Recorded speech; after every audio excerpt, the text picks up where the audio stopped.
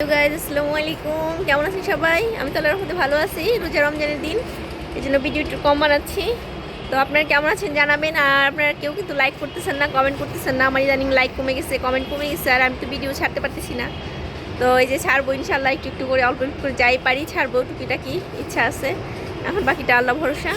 তো আপনাদের কিছু কিছু শেয়ার করবো, দেখতে থাকেন। আমাদের এখানে পাইলিংয়ের কাজ হচ্ছে, অসহ্যকর যন্ত্রণা। মানে সারাদিন ডক করে যে শব্দটা দেখতেছেন, এই শব্দটার জন্য আসলে আর মাথা ঠিক থাকে না। কি বলবো, আর দেখাচ্ছি দাঁড়ান। এই যে এখানে পাইলিংয়ের কাজ হচ্ছে, এই যে সারাদিন শব্দ হয়। এই যে ওই জায়গায় গর্ত হচ্ছে, কতদিন লাগবে আল্লাহ জানে। তো এরকম। তারপরে এখানে আপনারা আমার বাজার দেখেন, এই যে বাজারে সুন্দর সবজি টবজি আছে, কিন্তু প্রচুর দাম। কাছে থাকলেও কি হবে, দাম প্রত্যেকটা সবজি 80-র উপরে, 70-এর উপরে। এই গাজরটা, টমেটোটা এখন সস্তা বর্তমানে, এই আর কি। বেগুন 80 টাকা কেজি, এক একটা লাউ 80 টাকা করে। মানে যা ধরবেন তাই দাম। যাক, ওগুলো আমি বললাম না এখন। তো আমি যেটা দেখাচ্ছি, আমি এই যে এখানে একটা অপরাজিতার বিচি হয়েছিল, তো আপনারা দেখছেন, সেটা আমি একটা টবে লাগিয়ে দিয়েছি। গাছটা অতি শীঘ্রই আমি কি করব সেটা জানাবো। আর এই তো এগুলো আর কি 3-4টা আছে সেট আপ করা বাকি, আর সবগুলো তো এই কয়টাই আছে। আমি এখান থেকে সরিয়ে দিব কয়েকটা। যেমন এটার বীজ ফেলেছি, যদি হয় চারাটা মানে অন্য জায়গায় উঠে এইটা ফেলে আবার এটার মধ্যে নতুন মাটি দিয়ে রিপোর্ট করব। এইটা রাখবো, একটু ক্লিন করব, এখনও করি নাই। আর যেগুলো বাকি আছে বাড়তি গাছ ফেলে দিব। আর যেগুলো করছি আপনাদের একটু আমি শেয়ার করি। এই দুইটা জবা তো দেখছেন, যে লাল একটা, পিঙ্ক কালার একটা। আর এই সাকুল, এইটা আমার ক্যাকটাস গার্ডেন। আর এখানে তো আপনাদের দেখাইছিলাম যে আমি এখানে কী কী লাগাইছি। যে একটা চারা উঠছে দেখছেন, এটা মিষ্টি কুমড়া উঠছে, চাল কুমড়া এখনও উঠে নাই। এটার মধ্যে এই যে ধুন্দুলের চারা উঠছে, দুই পাশে দুইটা, এই যে চারটা মানে 3টা। আর এই যে একটা পুঁই শাক উঠছে, আরেকটা উঠতেছে দেখছেন। আর এটার মধ্যে একটা পুঁই শাকের মাথা বের হয়েছে, এই যে দেখা যাচ্ছে। যাই হোক, হ্যাঁ, এখন আমি আপাতত বাগানটা সবজি বাগান করে ফেলছি অলরেডি, কিছুটা সবজি হবে। আর এই যে ধনিয়া পাতা, এটা দিয়ে আমার বাগান অলরেডি অনেক ভরা। এটা ফুল ফুটে ফুটে প্রচুর ধনিয়া পাতা হচ্ছে। হ্যাঁ, তো এই আর কি অবস্থা। আর কিছু কিছু গাছ আছে যে এক্সট্রা, যেমন এখানে আমার একটা মিষ্টি কুমড়া গাছ হচ্ছে নাকি, এটা দেখি শিফট করবো। এই যে ধনিয়া পাতা এখানে আমি শিফট করে দিছিলাম, এটাও তাজা হয়ে গেছে। তো এইগুলো মানে কিছু খাবারের গাছ যেগুলো খাওয়া যায় ওগুলো আমি আলাদা করে ফেলবো, আর যেগুলো গার্ডেনিং সেগুলো আলাদা করে ফেলবো। আপনারা জানাবেন। এই যে আমার মরিচ গাছ নিয়ে আসছে একটা, এই যে এটার মধ্যে দেখছেন কেমন ভিতরে ভিতরে যে দেখা যায় কি না, এই যে এইরকম হচ্ছে। তো এই জিনিসটা কি জিনিস আমাকে জানাবেন, এটা কিভাবে যায়। যদি কেউ ভিডিওটা দেখে থাকেন আমাকে জানাবেন এটা কি করব। হ্যাঁ, তো এই আর কি। এই যে টমেটো গাছে কত সুন্দর টমেটো ধরে আছে, মাশাআল্লাহ বলেন সবাই। তো এই তো। আর এই যেখানে আমি কিছু করলা গাছ লাগিয়ে দিয়েছি।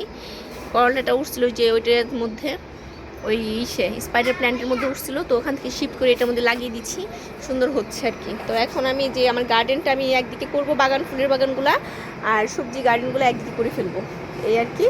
আপাতত এই অবস্থায় আছে বাগান, এখনও টুকিটাকি পুরোপুরি সম্পূর্ণ ঠিক হয়নি গুছানো। যেদিন গোছানো ঠিক হবে সব আপনাদের সাথে শেয়ার করবো। আমার অলরেডি এগুলো রিপোর্টিং করা হয়ে গেছে নতুন করে। হ্যাঁ, এগুলো রিপোর্টিং করা হয়ে গেছে, কিছু কয়েকটা বাকি আছে হয়তো, বা ওইটাও হয়ে যাবে ইনশাল্লাহ। রোজার মাসে সকালবেলাটা একটু ফ্রি পাওয়া যায়, তো করে ফেলি আর কি, একটু একটু করে হয়ে যাবে। তো গার্ডেনের নতুন অবস্থাটা কেমন লাগবে আপনাদের সাথে শেয়ার করব। আর এখন আপাতত কেমন লাগছে সেটাও জানাইলাম। আর আমার মরিচ গাছে কী হয়েছে এটা আপনারা আমাকে শেয়ার করবেন, যে এটা কী জিনিস, এটা কী দিলে যাবে। হ্যাঁ, আর এই যে আমার মুরগির বাচ্চাগুলো দেখছেন, মাশাআল্লাহ বলেন সবাই, 2টা মোরগ বাচ্চা। সেই ছোটোকাল থেকে আপনারা দেখতেছেন, যারা ভিডিও দেখেন কন্টিনিউ, তারা দেখতেছেন আমার মেয়ে এগুলো নিয়ে শুয়ে থাকতো, তো বুকে নিয়ে থাকতো, বিছানায় নিত। যাই হোক, সেগুলোর থেকে যে এই পর্যন্ত ঝড় তুফান কত কিছু গিয়েছে এগুলোর উপর দিয়ে, আপনারা তো দেখছেন। তো শেষ পর্যন্ত আল্লাহর রহমতে এত বড় করতে পারছি, এটা আমার কাছে মানে শুকরিয়া। জীবনে ফার্স্ট আমার একটা অভিজ্ঞতা হইলো যে মুরগি পাললাম বাসা বাড়িতে আর কি, 10 তলার উপরে মুরগি পাললাম। যাই হোক, মনের একটা তৃপ্তি আর কি।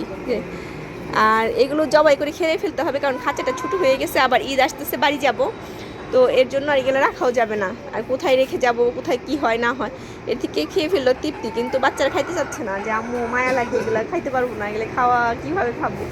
মানে আমার মেয়ে তো সোজা কথা, যে সন্তান কি খাওয়া যায় নাকি, মানে এমন কথা বলতেছে। তো যাই হোক, এই আর কি। তারপরও তো এটা তো খাওয়ার জিনিসই, খেতেই হবে। তো এরা আবার কি করতেছে এখানে, গাছ নষ্ট হবে তো। না না, দেখো না, আবার ক্যাকটাসের মাথায় গজাইছে, দেখছো সুন্দর ক্যাকটাসের মাথা আসছে, এই যে 2টা। আমি দেখাই, আমি একটা দেখাই। সুন্দর আসেন হয়েছে। আসেন আপনাদের আমি একটা যাক, সবাই ভালো থাকবেন আর আমার চ্যানেলটা একটু বেশি বেশি সাবস্ক্রাইব করবেন, বেশি বেশি লাইক করবেন। আর রোজা রেখে কথা বলতে পারতেছি না, টায়ার্ড সারাদিনের পর। এখন মাগরিবের টাইম হয়ে আসছে, আমি রান্না বান্না অলরেডি গুছিয়ে ফেলেছি। একটু ফ্রি মাইন্ড হওয়ার জন্য একটু বাইরে আসছি হাঁটতে। তো এই যে বাইরে আসছি, এর জন্যই আপনাদের সাথে একটা ভিডিও দিলাম, যে অনেকদিন ভিডিও দেওয়া হয় না, একটা ভিডিও দিই, এই চিন্তা করি ভিডিও দেয়া। তো সবাই ভালো থাকবেন। এই যে মুরগিগুলো ছেড়ে দিচ্ছে, দেখেন কেমন, এই যে মুরগিগুলো খাঁচা থেকে ছেড়ে দিচ্ছে, কি দুষ্ট এগুলো।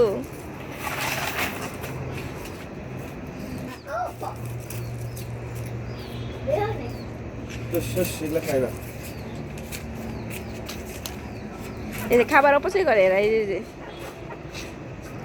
দেখুন এখানে কত বড় লাগে, কিন্তু খাঁচার ভিতরে যে লেজটা না উঁচা হয়ে থাকে, তো ওই লেজটা জায়গা হয় না দেখে এরা ছোট হয়ে থাকে। এই আর কি অবস্থা। এই যে একটু ঝাড়া দিতে পারছো, ওদের শান্তি।